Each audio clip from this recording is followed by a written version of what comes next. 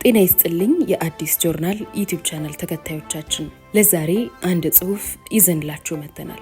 ላይክ፣ ሰብስክራይብ፣ ሼር በማድረግ ሀሳባችሁን ደግሞ ኮሜንት ላይ በማስፈር አብራችሁን ሁኑ።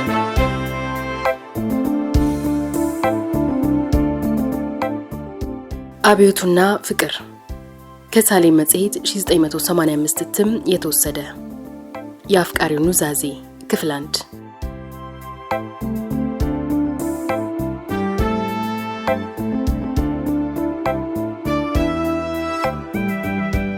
በ1970ዎቹ ዓመታት ውስጥ ነው። በባሌ ክፍለ ሀገር በጉባ ከተማ በባቱ ተራራ አጠቃላይ ሁለተኛ ደረጃ ትምህርት ቤት ነበርኩ። ብዙ ምኞት፣ ታላቅ ዓላማ የነበረኝ ተማሪ። አብዛኞቹ ጓደኞቼ አንተ እኮ ደረቅ ነህ፣ ፍቅር አይገባህም፣ ከፍቅር በሚገኝ ደስታ አንድ ቀን እንኳን ረክተህ ሳትኖር ዘላለም ወረቀት ላይ እንዳፈጠጥክ ትሞታለህ፣ አትወድም አትወደድም በማለት መጪውን ሕይወቴን ይተነብዩ ነበር እና እኔም አዳመጣቸዋለሁ። ግን አይገርመኝም። ሳይወዱና ሳይወደዱ ደስታና እርካታ የለም ተብሏል። በእኔ ልብ ውስጥ ያለውን ደስታና እርካታ እንዴት ላሳያቸው እችላለሁ? ብነግራቸው አይገባቸውም ወይም እንዲገባቸው አይፈልጉም። የኔ ደስታና እርካታ የሚመነጨው ከእውቀት ነው። ለትምህርቴ ልዩ የሆነ ፍቅር አለኝ። ዘውትር መጽሐፎችና ደብተሮቼን እቃኛለሁ፣ አጠናለሁ። እየበላሁ የማጠናበት ጊዜ እንኳን ጥቂት አልነበረም። ደብተሮቼ እንደ እንጀራ ይርቡኛል፣ እንደ ውሃ ይጠሙኛል። እንደ ቡና ሱስ ደብተሮቼን ሳልቃኝ ከዋልኩ ያፋሽገኛል። ሕይወት ለኔ እንዲህ ነበረች፣ ደስታዬም እርካታዬም የሚመነጭባት፣ ጥሮ ግሮ ከታላቅ ደረጃ የሚደረስባት የትምህርት ሕይወት። እናም እየተማርኩ እያጠናሁ እየተማርኩ ራሴን ባላሳድግ ራሴን በሳል ከማድረግ በቀር ሕይወትን በሌላ መልኩ አላውቃትም ነበር። በኋላ ግን በ1975 ዓመተ ምህረት ማለት ነው፣ ሕይወቴ አቅጣጫዋን ለወጠች። ዓላማዬ ተዘበራረቀ። ለትምህርቴ የነበረኝ ፍቅር በትምህርት ቤት ባየዋት ውብ ልጃገረድ ተሰረቀ። የአይነ ፍቅር መሆኑ ነው። ራሴን ታገልኩ። መሆን የለበትም ብዬ ወጣቷን ካምሬ ለማውጣት ጣርኩ። እርሷን ለመርሳት በጣርኩና በታገልኩ ቁጥር ከመርሳት ይልቅ ስለሷ ብዙ አስባለሁ። በትምህርቴ ላይ ችልተኝነት አሳየው። የቤት ስራዎቼንም ሳልሰራ ማደር አመጣው። ደብተሮቼንም እንደ በፊቱ ማገላበጥ ተውኩ። ሕይወት ተገለባበጠች። በገዛ እጄ ደደብኩ። በትምህርቴ ላይ ተጽዕኖ ማሳደሬ ታውቆኛል። ትክክልም እንዳልሆንኩ ይገባኛል። ግን ቤት በኩል እርሳት። ከደብተሬ በላይ እሷን ማየት፣ ከትምህርቴ በላይ እሷን ማሰብ ያስደስተኝ ጀምሯል። ስማርም ስሄድም ስቀመጥም ስተኛም የማስበው እሷን ነው። ሁሌም የማልመው የወጣቷን የእርሷን ጸጉር መዳበስ፣ ጡቶቿን መንካት፣ ጠረኗን ማሽተት፣ ገላዋን መደባበስ። ነፍሴ ተጨነቀች። በአይነ ፍቅር ተረታው። እናም በመጨረሻ ወጣቷን እሷን የግሌ ማድረግ አለብኝ ብዬ ለራሴ ቃል ገባሁ። ሳልቀምሳት መሞት የለብኝም ብዬ ዛትኩ።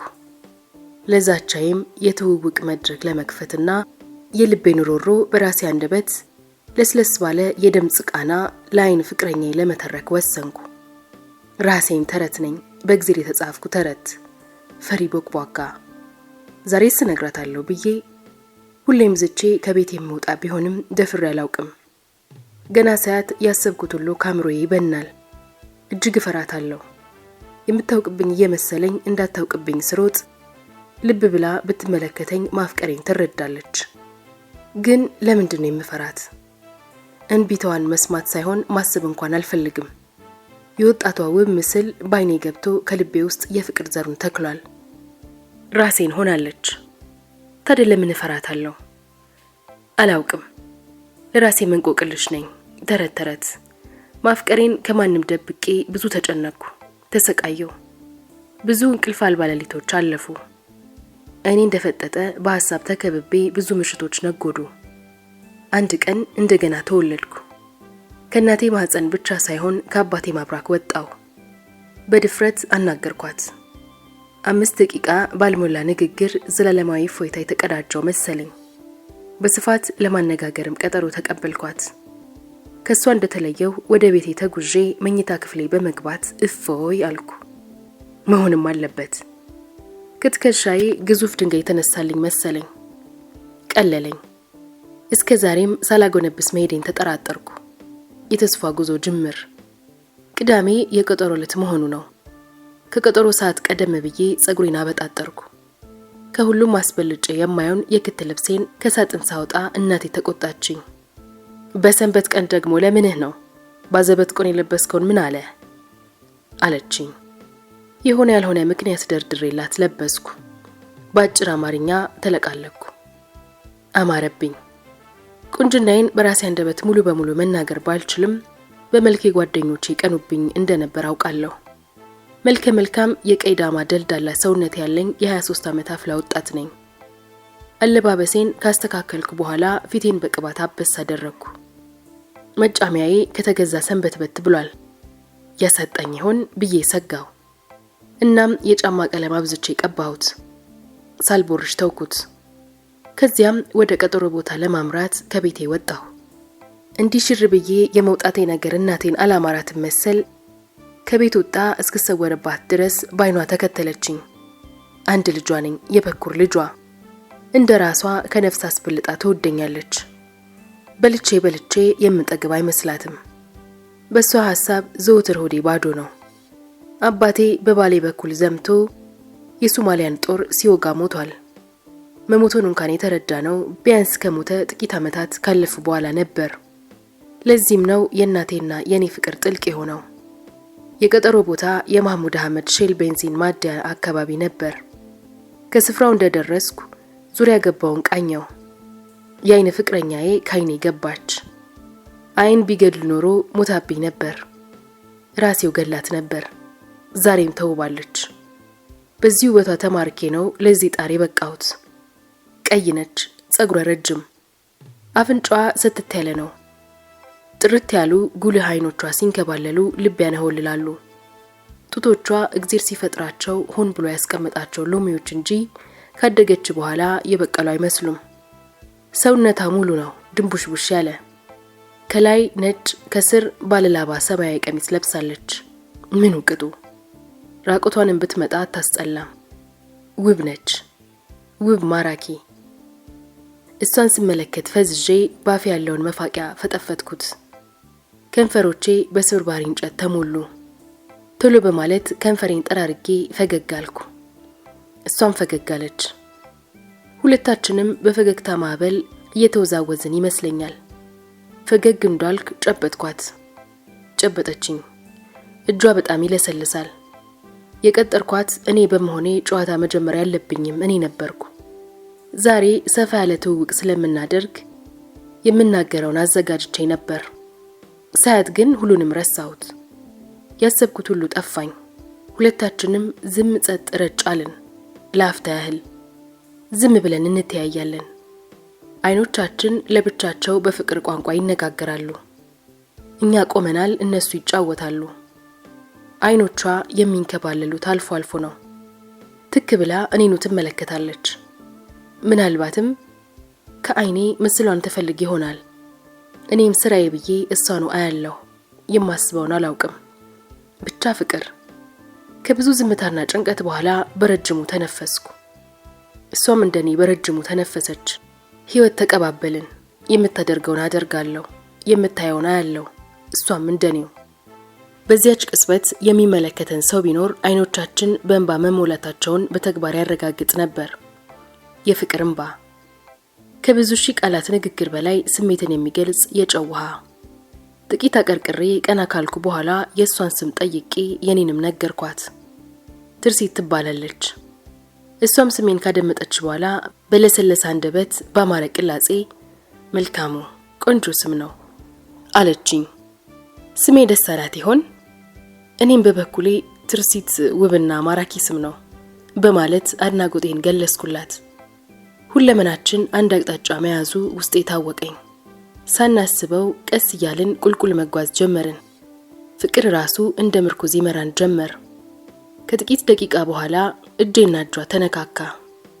ጣቴን ያዘች፣ ጣቷን ያስኩት። ተቆላለፍን። ፍቅር ራሱ አዘዘን። ምርኮኞቹን የማያዝ ማን አለ? እኛም ከመታዘዝ አልተቆጠብንም። እጃችንን ሰጥተናል። ቀለበት ገብተናል። እጃችን መሞቅ ጀምሯል። ጊዜው እንኳን ብርድ ነው። በዓለም ላይ ከዚህ የበለጠ ደስታ ይኖር ይሆን? ፍቅር ለኔና ለትርሲት ብቻ የተፈጠረ ግዑዝ ነገር መስሎ ታየኝ። ሌላው ሰው እንዲሁ ለኑሮ ብቻ የተፈጠረ መሰለኝ። እሷና እኔ ለፍቅር ስለ ፍቅር ሁሉንም እየሆንን ነው። የልብ ጓደኛዬ ዮሴፍ ገና ለገበያ ባላቀረባቸው መጣጥፎቹ ስለ ፍቅር ምንነት እንዲሁም ሕይወትና ኑሮ በፍቅር ስለ ፍቅር በመከራና በዓለም በሰቆቃና በእፎይታ በእልልታ በዋይታ መካከል ስላለው የሰው ልጅ የኑሮ ውጣ ውረድ ሲተርክ ግን ፍቅር ሊዳሰስ የማይችል ግዑዝ ጾታን የሚወክል በሁለት እጅግ በሚዋደዱ ተባይታይና አነስታይ ጾታዎች መካከል የሚነፍስ ትልቅ እርካታን ያዘለ ንፋስ ነው ይለዋል። በሌላ ለፍተ ነገር ደግሞ እንደ ነፍሳቸው ለሚዋደዱ ሁለት አበይት ተቃራኒ ፍጥሯን ማለትም ሰዎች እርካታን የሚቀዱበት እጅግ ሰፊ ውቅያኖስ ነው ብሎም ይገልጸዋል። ዮሴፍ ለፍቅር የማይሰጠው ስም ይኖራል? ከልቡ ሳይሆን አይቀርም። ወይም በእኛ ላይ አይቶት ይሆናል፣ ወይም በራሱ ላይ። በዛን ሰዓት ፍቅር እኔና ትርሲት ጋር ነበር። ሌላ ቦታ የትም የለም። ቢኖርም ውሸት ነው። እኔና ትርሲት ተያይዘን በቀስታ እንጓዛለን። መድረሻችንን አናውቀውም። ምናልባት ፍቅር ራሱ ቦታ አዘጋጅቶልን ይሆናል። ትርሲት ከብዙ ፍርሃት በኋላ እስከ ዛሬ ብቸኛ ነበርኩ፣ ዛሬ ግን መናገር አቃታት። አፏ ተንተባተበ። እንደኔ ፈራች። ትርሲት ስትናገር ደስ ትላለች። ድምጿ በጣም ያምራል። ተራ ነገር ካፏ አይወጣም። ድምጿ ትንሹን ትልቅ ያደርጋል፣ የረቀቀውን ያጎላል። ድምጿም ለብቻው ተፈቃሪ ነው። እኔም እንደሷው ትርሲት፣ እኔም ብቸኛ ነበርኩ፣ ዛሬ ግን አንድ አይነት ንግግር። በእንዲህ አይነት ሁኔታ በተኮለታተፈ አንደበት ርዕስ የሌለው ተራ ነገር እያወራን ራስ ሆቴል ደረስን። ታጥፌ ስገባ ተከተለችኝ። ቀኝ እጄና ግራ እጇ እየተፍተለተለ በላብ ታጥቧል። አሁንም ተቆላልፈናል። ሙቀትና ግለቱ በእጃችን ብቻ ሳይሆን በመላ አካላታችን ተሰራጭቷል። ሁለታችንም ራስ ሆቴሉን እንደ ቤታችን የቆጠርነው ይመስል በያጸዱ የተሽለኮለክን በአዋፍ ዝማሬ ታጅበን ከሆቴሉ ሬስቶራንት ገባን። እናም ሻይ አዘዝኩ። እጅ አጥሮኝ ነው እንጂ ትርሲትዬን ቢራን በጋብዛት ቅር አይለኝም። እሷም የምትጠላት መስልም። እንዲያውም አጠገባችን ተዝናንተው ተቀምጠው እየተሳሳቁ ቢራ የሚጠጡ ፍቅረኛሞችን ሳያስቀኗት አልቀሩም። ገልመጥ ብዬ ሳያት አይኗ ከነርሱ ላይ ነበር። ምን ላድርግ? በኪስ ያለው ገንዘብ 1 ብር ብቻ ነው። እሱም የሻይን ገንዘብ ባለማወቄ ከፍተኛ ስጋት ላይ ጥሎኛል። በፍቅር ላይ ጭንቀት፣ ጥበት፣ ራሱን የቻለ ትራጀዲ። በህይወቴ ለመጀመሪያ ጊዜ በድህነቴ የተማረርኩት በዚህ ዕለት ነበር። 2 ሲኒና 1 ጀበና ሻይ ቀርቦልናል። ግን ዘጋው። የሆቴሉ ፈርጣማ አስተናጋጆች ኪስን ሳታሳይ ለምን ገባህ ብለው ትርሲት ፊት ልብሴን አውላልቀው የሚገርፉኝ መስሎኛል። እናም ሻይ መረረኝ፣ ከእሬት የባሰ መራራ። እየቀፈፈኝና እየመረረኝ ጠጣሁት። ትርሲት ሳይጣፍጣት አልቀረም። ቀድማኝ ደጋግማ ጠጣች። ፍቅር፣ ጭንቀት። ከመቅጽበት ሳልተቋቁር አልቀረውም። ትርሲት ሻዩን ትታ ትክ ብላ ተመለከተችኝ። እንዳይታወቅብኝ ራሴን እያከኩ ገልመጥ አልኩ። በላብ ተጠምቄያለሁ። እርሷም ሁኔታ ያላምር ብሏታል። ያመሃል መልካሙ አለችኝ። አዎ ሻይ ስጠጣ ያልበኛል ማለት ልምዴ ነው፣ ሊያሳስብሽ አይገባም። ለዚህ ብርድ ጥሩ ነው፣ ጠጪ አልኳት እየተንቀጠቀጥኩ ከአንገት በላይ። ግራ እጄን ኪሴ ከትቼ ያችን 1 ብር አፍተለትላት ጀመር። ብሯም በላብ ርሳ ለመቦጫጨቅ ደረሰች። ምን ይሻለኛል? ምናልባት የማውቀው ሰው ይኖር? እንዲሁ ብዬ ባማትር ማንም የለም። ሻዩን እንደጨረስን 1 ብር ጠረጴዛው ላይ ዘርግቼ በማስቀመጥ ተነሳው። ትርሲትም ተነሳች። በስጋት እግሮቼ ተንቀጠቀጡ። ትርሲት እንደ ቅድሙ እንድንሞቅ ፈልጋ እጄን ያዘች። አሁንስ እጄም ሳይቀዘቅዝባት አይቀርም። አንዲት አስተናጋጅ መታ መልስ አላችሁ በማለት 10 ሳንቲም ልትሰጠኝ እጇን ስትዘረጋ ተዩ አልኳት በኩራት። አምላኬ ከጉዳ ወጣኝ ብዬ በልቤ ምስጋና ደረስኩ። ከዚያም እንደ በፊቱ ፍቅር ዓለም ውስጥ ገባሁ። ፍቅር ገዛን እንጂ ልንገዛው አልቻልንም። አሁንም ዱዳ ነኝ። አንደበታችን አልተፈታም። ከጥቂት ጊዜ በኋላ ግን ድፍረት ተሰማኝ። የራሷ ነኝ፣ የራሴ ነች። እናም ሳልርበተበት እኔ ስለሷ ያለኝን ፍቅር ከእንባ ጋር ተረኩላት። የተረት ያህል ደስ ብሏት አደመጠችኝ። እሷን በተራዋ አይኖቿን በእንባ ሞልታ ስሜቷን ነገረችኝ። ለምን እንደሆነ እንጃ እግሮቼ ተራምደው አንተ ላይ አረፉ። አይኖቼን በአንተ ላይ ማየት አቃታቸው። ሁሌም ከሴክሽን አንደኛው ስትሸለም እቀናብህ ነበር። ባየሁ ቁጥር ልቤ ይደነግጣል። ጓደኞችህ በረፍት ሰዓት ሻይ ሲጠጡ አንተ ክፍል ተቀምጠ ስታጠና ብዙ ጊዜ አይሃለሁ። እናም አጠገብህ ተቀምጬ ለማጽናት እየፈለግኩ ቁጡነትህ ያስፈራኛል። አትቅረቡኝ፣ አትጠጉኝ፣ ብቸኛ ነኝ የምትል ትመስላለህ። ሁሌም ጉዞ ብቻህን ነው፣ መሬት ታያለህ። እኔም አብሬ ለመሄድ እንደምጓጓ ብታውቅ። ባንተ ያየሁት ችግር ከኔና ከልቤ በቀር ማንም ያየው አይመስለኝም። አሁን እወድሃለሁ፣ በሙሉ ልቤ አፈቅርሃለሁ። ታዲያ ፊትህ ሲኮሳተር ውስጥም ኮስታራ ይመስለኝ ነበር። ሰው የማትጠጋ አድርጌ ነው የምገምትህ። ይህ ይበልጥ እንደወድህ አድርጎኛል። እንዲያውም በዚህ ጸባይ ሳይሆን አይቀርም ለወድህ የቻልኩት አለችኝ ፈራ ተባ እያለች፣ ሆን ብላ መሬቱን እየተመለከተች። ትርሲት የምትናገረውን ለማድመጥ ሁለቱ ጆሮዎቼ ያነሱ መሰለኝ። በአንዱ ጆሮዬ ብቻ የምሰማ መስሎ አንዱን መኮርኮር ያዝኩ። የምሰማው ሁሉ ቅዠት መሰለኝ። እውን ከልቧ ነው? አይኔ አፏ ላይ ተሰክቶ ቀርቷል። ጆሮዎቼ እንደ ውሻ ጆሮ የቆሙ መሰለኝ። ሁለመናዬ ወደ እርሷ ወደ ትርሲት ዞሯል፣ አፍጧል። ራሱን ጆሮዬን ማመን አቃተኝ። የራሴ መሆኑን ተጠራጠርኩ። የራሴ ነው፣ የራሴ። ኦፍ! በረጅሙ ተነፈስኩ። እናም ህይወትን በፍቅር ጀመርናት። ቀናት ሳምንታት ወራትን እየወለዱ እየተዋለዱ እየተራቡ ይገሰግሳሉ። እኔና ትርሲት ከተዋወቅን 4 ወር አልፎናል። ሁለታችንም የፍቅርን ህይወት በፍቅር እየመራን ነው። ብዙውን ጊዜ ውላችን አንድ ላይ ነው።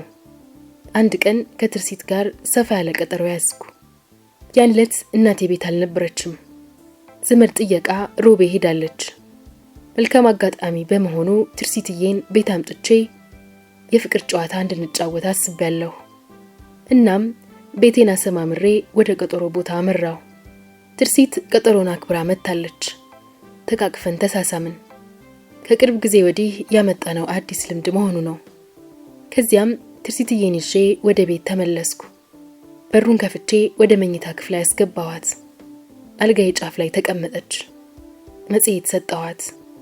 ለወጉ እያገላበጠች ትመለከተው ጀመር። ምን እንደማደርግላት ጨነቀኝ። ሻይ አፍልቼ ከዳቦ ጋር አቀረብኩላት። እንደ ሕፃን ልጅ እየተጎራረስን በላን። ሙዚቃም ከፍቼላታለሁ።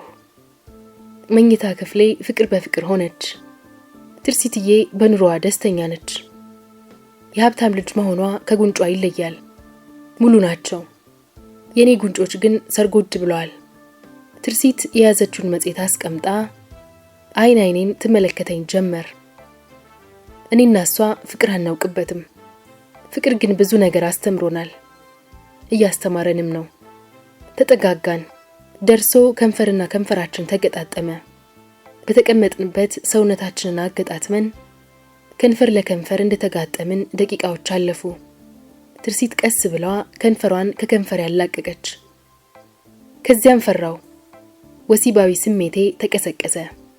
እሷም ስሜቷ አሸንፏት ነው መሰለኝ ጫማዋን አውልቃ አልጋ ላይ ወጣች። ሁለታችንም የምናወራው አተን የተግባር ጭውውት ጀመርን። ሸሚዜንም ሱሬንም ሁሉንም በጥድፊያ ማውላለቅ ጀመርኩ። ትርሲት ልብሷን አጠናካ አውልቃ እርቃነ ስጋዋን ብርድ ልብስ ውስጥ ገባች። እኔም ተከተልኳት። ጥምጥም አልኩባት። እቅፍ እቅፍ ቅፍ። ህይወት ወደ ፍቅር፣ ፍቅር ወደ ተግባር። ለራሴ የተስፋ ጉዞ አደረግኩ። ከድንቁርና ወደ ንባብ፣ ከንባብ ወደ መጽሐፍ የሚሉት አይነት። እንደገና ወደ ጣፋጭ ህይወት። ከጥቂት ደቂቃ በኋላ ትርሲት ትንፋሽ እያጠራት በሰለለ ድምጽ አናገረችኝ። መልካሙ እወድሃለሁ። ደጋግሜ ያስረድቼሃለሁ። በመሆኑም የልብህን ትርታ ሳላውቅ ራሴን እስከነ ድንግልናዬ ፈቀድኩልህ። ግን መልካሙ አትክዳኝ። እስከ ዛሬም ራሴን የደበኩት ግንኙነታችን እንዲህ ከባድ አዝማሚያ መያዙን ባለመጠርጠሬ ነው። መልካሙ፣ ትላንትም ዛሬም ነገም ከነገ ወዲያም እወድሃለሁ። ለኔ ትልቅ ሀብቴ የምለውን ክብረ ንጽህናዬን ሰጥቻለሁ። እና መልካሙ እንዳትከዳኝ። አልከዳህም። ስለምወድህና ስለማፈቅርህ ላንተ የማልፈቅደው ገላ የለኝም። ፍላጎትህን መፈጸም ትችላለህ። ትርሲት ድምጿ እየተቆራረጠ የምትናገረው ሆዴን አባባኝ። አልከዳሽም ብዬ ግንባሯን ሳም አደረግኳት። እውነት ድንግል ትሆን? ደስ አለኝ። ወንድነቴን ማረጋገጥ ፈለግኩ። ራሷን ጠብቃ ለኔ መኖሯ ያስመሰግናታል። ትርሲትዬ፣ ክብርና ምስጋና ላንቺ ይሁን። ራስሽን ለኔ ማስረከብሽን ያወቅኩት አሁን ገና ነው። ድንገተኛ መልስ ሰጠዋት። ከዚያም ተያያዝኳት። ፍቅርን ወደ ተግባር በጋራ ለወጥ ነው። ከጥቂት ደቂቃ በኋላ አንድ አዲስ ነገር ተከሰተ። ትርሲት በረጅሟ ቃሰጠች። የደም ነጠብጣቦች ታዩ። የደም ጠብታዎች ተገለጹ። ደስ አለኝ። እሷ ደስ አላላትም። ወንድነቴን አስመሰከርኩ። ሎጋው ሽቦ በተኛሁበት መጨፈር አማረኝ፣ ሸነጠኝ። ከ2 ወር በኋላ እኔና ትርሲት ቤተሰብ አውቆ ተጫጨን። ቀለበት አሰርን። ዛሬ ሁለታችንም ለራሳችን ኃላፊነት አለብን። አንተ ያለኔ፣ እኔ ያላንቺ ተማምለናል። እናም እጮኛሞች ሆነናል። ያው ባልና ሚስት እንደማለት ነው። እኔና ትርሲት ቀለበት ባሰርን ወሩ ባለፈ 10ኛው ቀን የ3ኛው ዙር ብሔራዊ ውትድርና አገልግሎት በጎባ ከተማ ያፈሙዝ ጭሱን በተነ። ወሬው ተወራ። ተወርቶም አልቀረ ከ3 ቀን በኋላ ወደ ተግባር ተለወጠ። እናም አሰሳ ተጀመረ። በጎባ ከተማ የሚገኙ የገጠር ተማሪዎች አንዳንድ ቆንጨራ ይዘው ስንቅና ቀለብ ጭነው ጫካ ገቡ። ሰውን ባለማመናቸው ከእውነተኛው አውሬ ጋር ማደርን መረጡ። ሁሉም በየራሱ ምሽግ ተመሸገ። ለማምለጥ ጉድጓድ የገባን አይጦች መሰልን። ያን ሰሞን ትምህርት ቤት የሚሄዱ ተማሪዎች በጣት የሚቆጠሩ ነበሩ። ሴቶቹም አድማ መተው ሁካታው እስኪርገብ ከትምህርት ቤት ቀርተዋል። የኔ መደበቂያ የቀበሮ ጉድጓድ ቤቴ ነበር። እናቴ ስትጨነቅ ትውላለች። ከኔ በለጠ የምትጨነቀው እርሷ ነበረች። አልጋዬ ስር ያለውን ክፍት ቦታ በሳጥኔ ገጥሜ አልጋ ስር ገባሁ። እንዳይጥ ሆንኩ።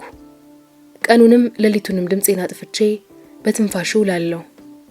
ምግብ እንኳን ስበላ እናቴ ወጣ ገባ እያለች ዙሪያ ገባውን ታማተራለች። አርፋ አትቀመጥም። የህዝብ ደህንነቶች የሚመጡ ይመስላታል። እንባ ከፊቷ አይለይም። አንድ ልጄን ምን የውስጥ ልክተተው የማትለው ነገር የለም። የማይቻል ሆኖ እንጂ እንደገና ሆዷ ውስጥ መልሳ ልታስቀምጠኝ ፈልጋ ነበር። አይናት ህይወቷን ስለ ልጇ ህይወት ስርየት የምታቀርብ የምትሰዋ ወርቅ ፍጡር የእርሷ ክፉኛ መጨነቅ እኔንም አሸበረኝ። ብቻዋን ትቻት የመሄዴ ጉዳይ እጅግ አሳሰበኝ። እናቴን ለማን ልተዋት? ከተያዝኩ በገንዘብ መውጣት አልችልም። ሽሮም አሮብናል። 1 ሳምንት አልጋ ስራ አደርኩ አልኩ። አሰሳው እንደተፋፋመ ነው። ብዙ ወጣቶች እግር ከወርች ገብተዋል። ብዙዎቹም ተሽጠዋል በውድ ዋጋ። እኔ ግን ተሸሽጌያለሁ። ባለስልጣኖች ገንዘብ በገንዘብ ሆኑ። ትርሲት በቀን በቀን እየመጣች ጠይቀኛለች። እስካሁን አለውላት። አልጋ ስር ተኝቼ የምበላውን ኬክም አስለምዳኛለች። ባዶ እጇን አትመጣም። እኔም አልጋዬ ስር ኬኬን እገምጣለሁ። ሌሊት ደግሞ በተራቸው አይጦች ይገማምጡኛል። ጸጉሬ አለቦታው ተሸረካክቷል። ህይወትን በህይወት ማትረፍ ያለና የሚኖር ነው። ህይወቴን በህይወት ክፍያ ለማዳን እየጣርኩ ነው። እጮኛዬና እናቴ ካለኔ የሚኖሩ አይመስለኝም። አይኖሩም። ለሁለቱም የአይን ብሌን እኔ ነኝ። እኔም አሁን አልጋ ስር የቀበሮ ጉድጓድ መሽጌ ተኝቻለሁ። እግዚአብሔር ካለ ተርፍላቸዋለሁ። እናቴም እቤት ሆና ለአምላኳ ትሳለልኛለች። ቤቱን በቂጤማ ትሞላዋለች። የተለያዩ ጣኖችን ታጭሳለች። አልጋ ስር እስካነጥስ ይሸተኛል። ትርሲትም በፊናዋ በየቤተ ክርስቲያኑ እየሄደች ስለኔ ስለ እጮኛዋ ጸሎት ታደርሳለች። እናቴና ትርሲት መንፈሳዊ ሩጫ ላይ ናቸው። እኔም በተኛሁበት ማርያምን እንዳደረሽ አድርጊኝ፣ አንቺው ነሽ ለዚህ ያበቃሽኝ ብያታለሁ። ሶስታችንም በሶስት አቅጣጫ ዘምተናል። አንድን ህይወት ለማትረፍ አንዷ ራሷና ቀሪዎቹ ሁለቱ ይሯሯጣሉ።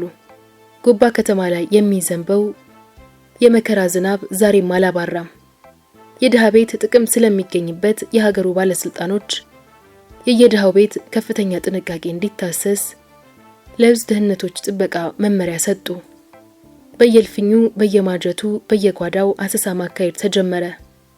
በጥንቃቄ ጉድለት የታለፉ የድሃ ቤቶች ተንኳኩ፣ በአፈሙዝ ተበረገዱ፣ ወደኛ ሰፈር አንዣበቡ።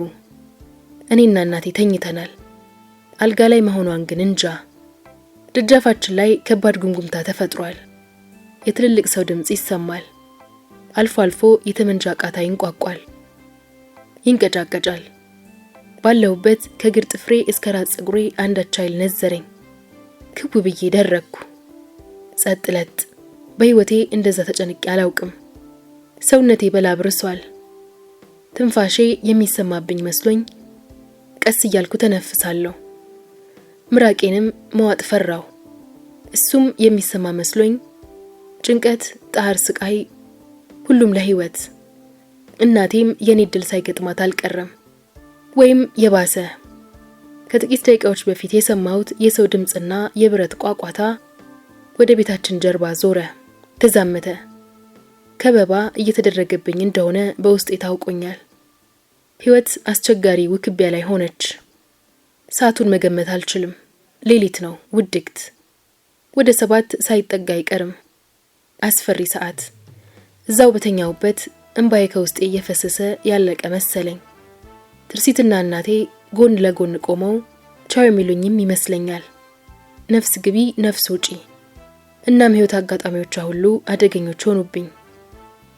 በራችን በክፉ ሰደፍ ተደበደበ። እኔና እናቴ ጆሮ ዳባ ልበስ፣ ጸጥ ዝም። ሞትን የናቅናት መሰልን። ቤቱን አስፈሪ መቃብር አስመሰል ነው። እናቴ ምን አይነት ህይወት ላይ ትሆን? እግዚአብሔር ይወቀው። የበላይ አካል ትዕዛዝ ነው፣ ቤቶች ክፈቱ። የማውቀው ድምጽ ደጃፋችን ላይ አንባረቀ። አሁንም በራችን ክፉኛ ተደበደበ። ሊሰነጠቅ ደረሰ። እጅግ ፈራው። ከጥቂት ድብደባ በኋላ የበራችን መቀርቀሪያ ዱብ ብሎ ወደቀ። በሩ ወለል ብሎ ተከፈተ። ደጁ ጨረቃ ነው። በዓለም ላይ እግዚአብሔር የሌለ መሰለኝ። ሰማይም ላይ መላእክንም ማርያምም ሁሉ የሌሉ መሰለኝ። የሰማይ ፍጥሯንም ህዝብም ደህንነቶችን ፈርተው የኮበለሉ መሰለኝ። ወዴት? ህይወት ራሷን ቆቅልሽ መሆኗን ተረዳው። ራሴም ከአፈር የተፈጠርኩ አፈር መሆኔና ነገም እንደምሆን አወቅኩ። ለራሴ ራሴን በራሴ አዋረድኩት። ራሴም ትርጉም የለሽ እንቆቅልሽ መሆኔን ህይወት አስተማረችኝ። ለኔ የኑሮ ማብቂያ ሞት እንደሆነ ሁሉ ህይወትም እየሞተች የምትኖር ዝንታለም ተጎማ ላይ እስትንፋስ መሆኗን ለብቻ ያረጋገጥኩ። ሁለት ሰዎች ባውዛ ባትሪያቸውን እንደ ሽጉጥ ደግነው እያወሩ ገቡ። ምንሽርና ዲሞፍትር ታጥቀዋል። አንዱ እናቴ ላይ ጮህባት። ለእናቴ ውሃ የምቀዳ መሰለሽ? እንቅልፌን ያጣሁት እንደ ሰይጣን በሌሊት ሲሄድ የማድር? በዚህ ሀገር አንቺ ብቻ ነሽ የልጅ እናት? ከዚህ በፊት ብዙ ጦርነት አልተካሄደም? የሞተስ የለም? በአኩሪ ጀግነት ስማቸውን ያስጠሩ ህልቆ መሳፍርት አይደሉም? እናቴ ላይ በቁሙ አንባረቀባት። ቀና ብዬ አላየሁትም እንጂ አፈሙዝ ሳይደግንባት አልቀረም። አብዮት ራሱ በራሱ አይተማመንም። የአፈሙዙን ምላጭ ብቻ ነው የሚያምነው። እናቴ ዝም በማለቷ ደነገጥኩ። ደርቃ የቀረች መሰለኝ። እንዴት አድርጌ ላያት እችላለሁ? አሁን እጄን መስጠት አለብኝ ወሰንኩ። ግን ፈራው። ከወጣው የሚጠብቀኝ ታየኝ። ወዲያውም እናቴ አንድ ነገር ስትናገር ተሰማኝ። አንድ ልጄ ነው፣ አባቱ እንደወጣ ቀረ። በጦርነት ስም ነው። አንድ ልጄን አልገብረው፣ እኔን ውሰዱኝ፣ እዘምታለሁ። ከለቅሶ ጋር ቀላቅላ የተቆራረጠ ቃል አሰማች።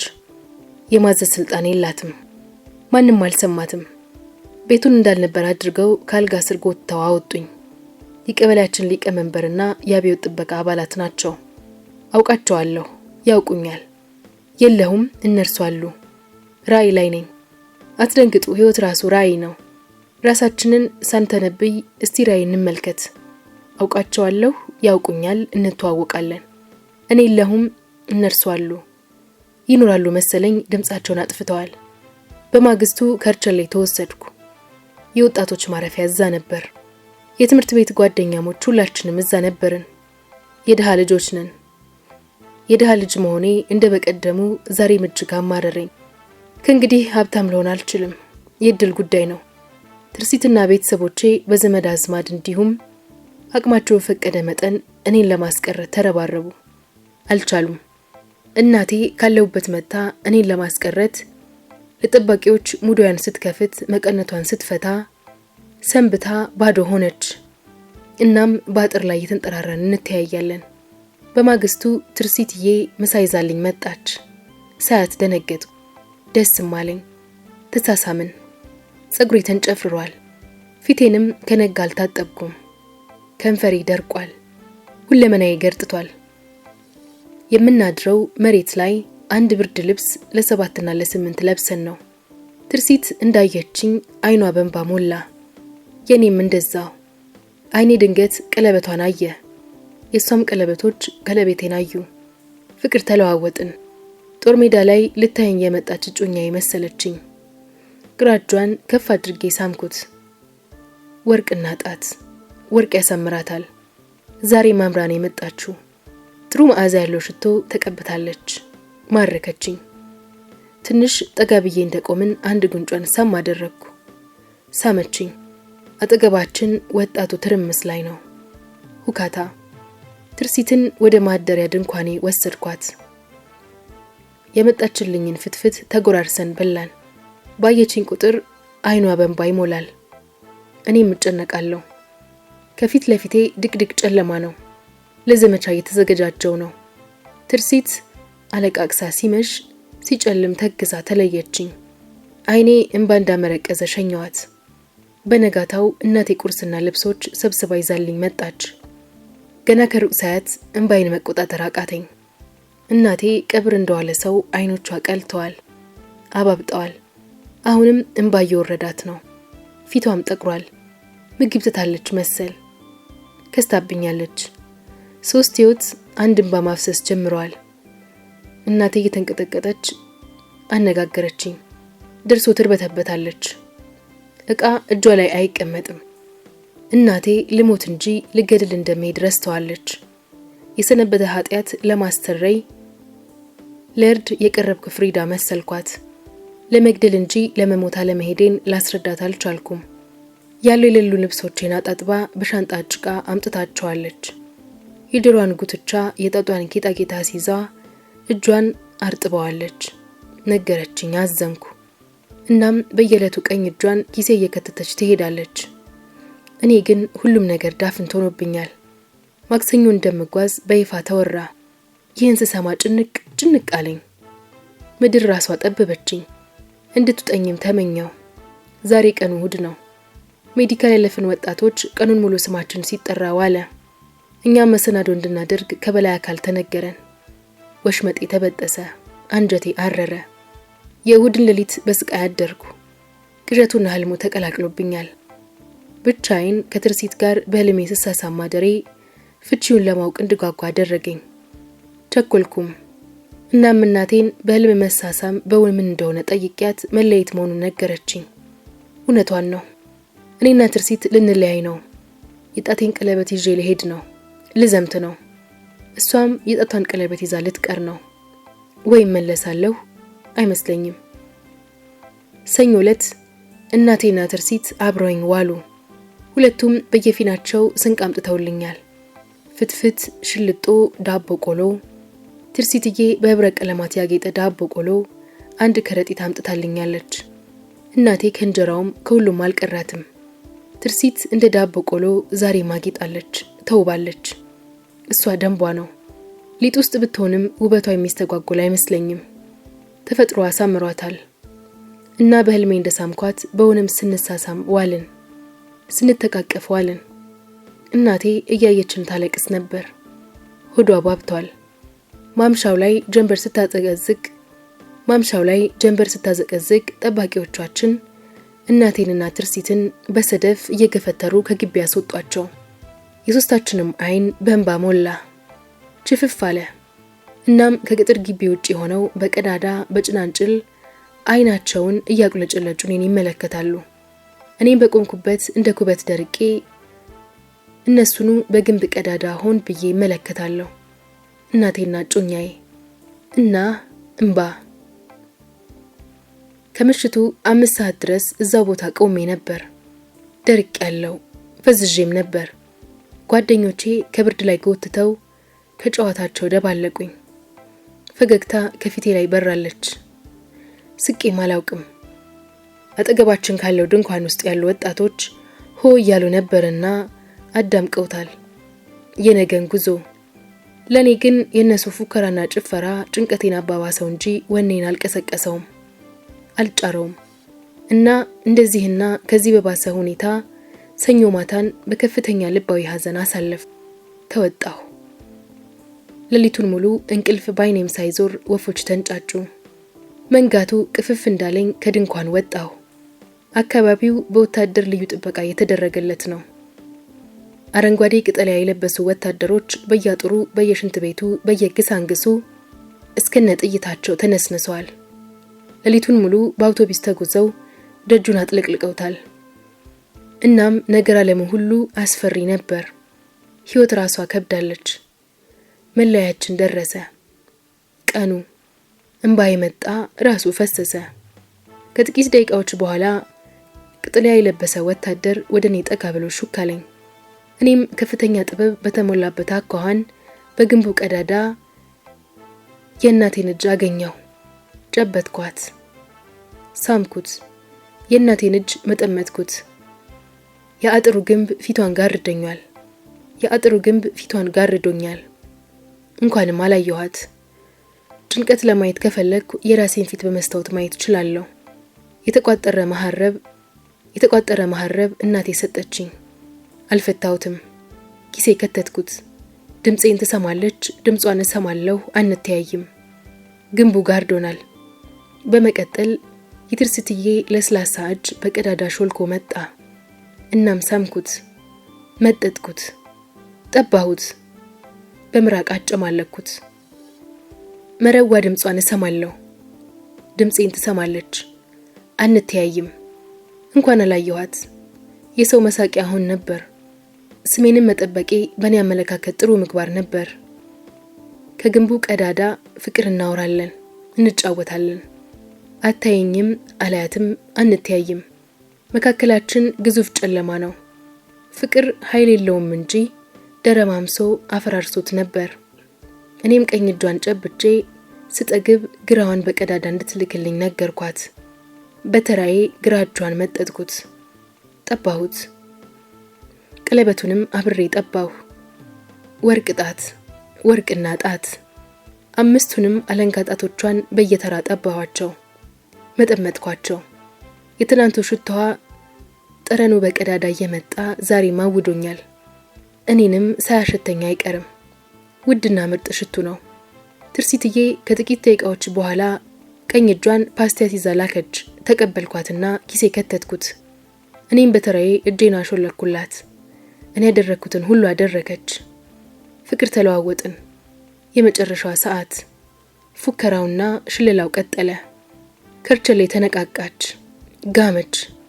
በሰልፍ እየሆንን በየአውቶቡሳችን መግባት ጀመርን። የተከፋ ቀርቅሯል፣ የተደሰተ እያጨበጨበ አንበሳው ልጅሽ ይላል። ሕይወት 2 ናት፣ ሐዘንና ደስታ፣ ዋይታና ልልታ፣ ዝማሬና ቀረርቶ፣ እንዲሁም ለቅሶ። ሕይወት የ1 ሳንቲም 2 ገጽታ መሆኗን ያወቅኩት አሁን ነው። ራሷ አንድ ሆና መከራና ዓለም መካከል የበቀለች ተክል ነች። ስትጠግብ ታድጋለች፣ ታምራለች፣ ትፈካለች። ስትራብ፣ ስትጠማና ስትከፋ ወደ መሬት ታዘነብላለች፣ ታቀረቅራለች። የተፈጠረችበትን መሬት እየቀረበች ትመጣለች። እናም ሕይወት እንደዛ ናች። እኔና ጥቂት ወጣቶች ወደ መሬት አዘነበልን። አቀርቅረን ምድብ ቦታችንን ያዝን። ያሰኘውም ይጨፍራል፣ ገሚሱ ያጨበጭባል። ገሚሱ እንባውን በማህረብ ይጠራርጋል። የህይወት መልኳ ብዙ ነው። ጮቤና ፍንደቃ፣ እንባና ዋይታ። አውቶቡስ ውስጥ ተቀምጬ እንባይን በማህረም ስጠርግ ሲያቀብጠኝ ቀና አልኩ። እናም ትርሲትዬንና እናቴን በመስታወት ተመለከትኳቸው። እኔን እያዩ አራት እጃቸውን ያብረበልባሉ። እናቴ ዛሬ መቀነቷን ከልብሶቿ በላይ ታጥቀዋለች። እንደ ድሮ ከውስጥ አይደለም። ትርሲትም ከብርቱካን መሳይ ጉንጭ የሚወርደው እንባ ቢደቀን ብዙ ጣሳ ይሞላል። እናም እጇ ይርገበገባል። ቀለበቷም ከጣቶቿ ጋር እየዘለለች ነው። ፍዳዋን እያየች ነው። እኔም ቀለበቴን ተመለከትኩ። ቀለበቴም እንደተሰካች ናት፣ እንደተሰነቀረች። ትርሲት እየሮጠች ወደ ተሳፈርኩበት አውቶቡስ ስትጠጋ ወታደሩ ከለከላት። እናም በቆመችበት እጇን ታውለበልባለች። አይኗ እኔው ላይ ነው። ትላንትና በፍቅራችን ወቅት ያደረግናቸው ሁሉ ትዝታቸው ፊቴ ተገጠገጠ። እናም ልቤ ውስጥ እሳት ይለኩስ ጀመር፣ ይጭር ጀመር። የምናገረውን አጣሁ። ልቤ ተቃጠለ፣ ነደደ። ደግነቱ ሰው የሆነውን ባልሆንም ሰው የማይሆነውን ከቶውን አልሆንም። ቁረጥ ወዴ ቁረጥ። እኔም እጄን እያውለበለብኩ ነው፣ እያራገብኩ ነው። አወራጨሁት። መፈጠሬን እንደ በፊቱ ዛሬም ረገምኩ። ደም ሆኜ በቀረው አልኩ በልቤ። አውቶቡሱ ሲንቀሳቀስ ትርሲትና እናቴ ከጎን እየሮጡ እጃቸውን ያውለበልቡ ነበር። እናም አውቶቡሱ በረረ፣ ነጎደ። ቀለበትና ቃል ጎባትቼ ነጎድኩ። የብዙ እናቶች እንባ የፈሰሰባት ቀን በመሆኑ መቼም አልረሳውም። ዛሬ ትናንትና ነፍይ ብላ የተናገረችው ነው። ዛሬ አላበቃችም፣ ገና ነች። እይታዋን ከዛሬ ከራሷ አንደበት እስከ ፍጻሜዋ አብረን እንስማው። ህይወት በአፍ እየሳቀች በውስጧ ታለቅሳለች፣ በውስጧ እየሳቀች በአፏ ታለቅሳለች። ህይወት ተለዋዋጭ ናት፣ መለዋወጫ የሌላት። ለዛሬ ያበቃን። ሁለተኛውንና የመጨረሻውን ክፍል ይዘን እንቀርባለን። ሐሳባችሁን ኮሜንት ላይ አስቀምጡልን። ከወደዳችሁ ላይክ፣ ሼር ማድረጋችሁን እንዳትረሱ።